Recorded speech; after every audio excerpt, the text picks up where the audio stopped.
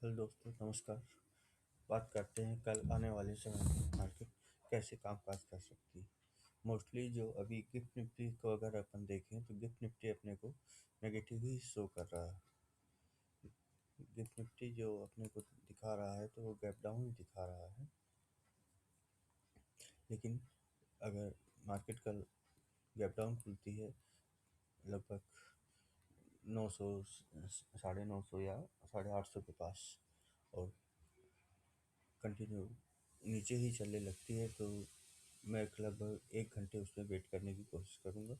Market open खुलने के बाद कंटिन्यू चली जाती है और 700 के लगभग फिर 800 के आसपास जब खुलती है तो मैं उसके लेवल 700 के आसपास देखने की 700 के आसपास एक बार छोटा सा स्टॉप लॉस लगा के काल की मैं ट्राई कर सकता हूँ। अगर मार्केट गैप अप खुलती है तो फिर चांसेस हैं कि एक प्राइस एक्शन को देखते हुए अगर मुझे यहाँ पे एक गैप अप खुलने के बाद छोटा स्टॉप लॉस मिलता है तो मैं इसके नीचे स्ट्रेट को इंसेट करूँगा और टारगेट मेरे लगभग यहाँ तक, फर्स्ट टारगेट यहाँ तक, सेकंड टारगेट प्रीवियस डे की ओपनिंग तक रह सकते हैं। 23,000 का लेवल एक साथ टूटना मुझे थोड़ा सा फिर मुश्किल लगता है अगर मार्केट गैप अप खुलता है।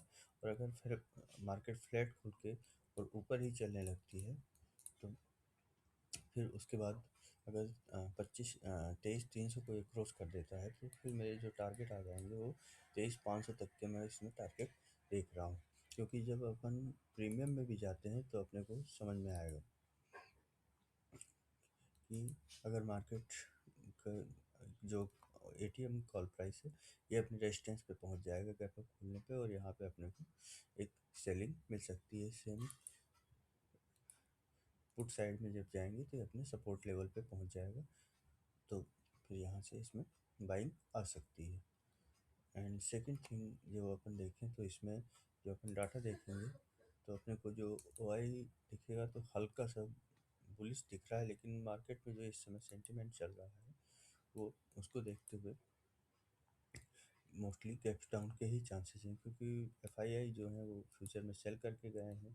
ये अपनी पोजीशन उन्होंने हेज किया है और थोड़ा सा बुलिश पोजीशन है उनके पास। लेकिन जब आगे अपन आते हैं इसमें, जब इनका अपन लॉन्ग शॉर्ट रेशियो देखते हैं तो लॉन्ग पोजीशन सिर्फ इनके पास 14% है, जबकि शॉर्ट पोजीशन इनके पास 86% है। जबकि रिटेलर के पास 68% लॉन्ग पोजीशंस हैं, 32% इनके पास शॉर्ट पोजीशंस हैं।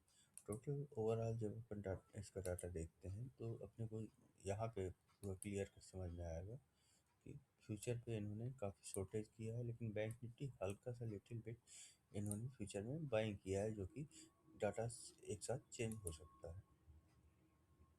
और उसके बाद अगर अपन इसकी ऑप्शन चेन अगर अपन देखते हैं तो अपने को जब देखेंगे तो यहाँ पे भी पुट राइटिंग ओवरऑल थोड़ी सी ज़्यादा है, तो अगर उनको गैप अप मिलता है तो अपनी पोजीशंस बुक करेंगे, और तो हो सकता है कि फिर मार्केट उसके बाद धीरे धीरे गिरे। सेम कंडीशन है बैंक निफ्टी।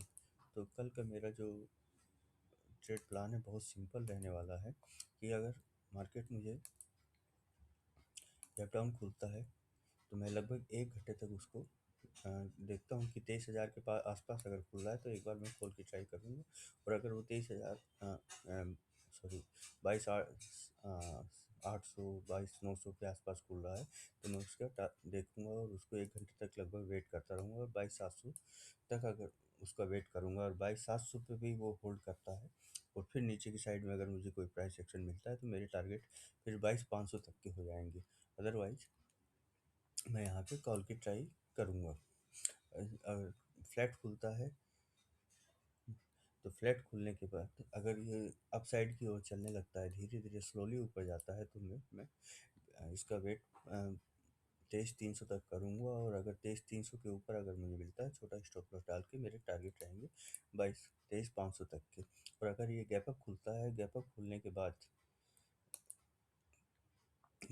के बाद अगर मुझे मैं इसको शॉर्ट करना ही पसंद करूँगा और प्राइस एक्शन मिलता है मैं इसको यहाँ तक के टारगेट करूँगा। मेरे फर्स्ट टारगेट प्रीवियस डे की क्लोजिंग एंड सेकंड टारगेट मेरा प्रीवियस डे की स्विंग तक रहेगा एंड फिर तीसरा टारगेट मेरा 23,000 तक का रहने वाला है।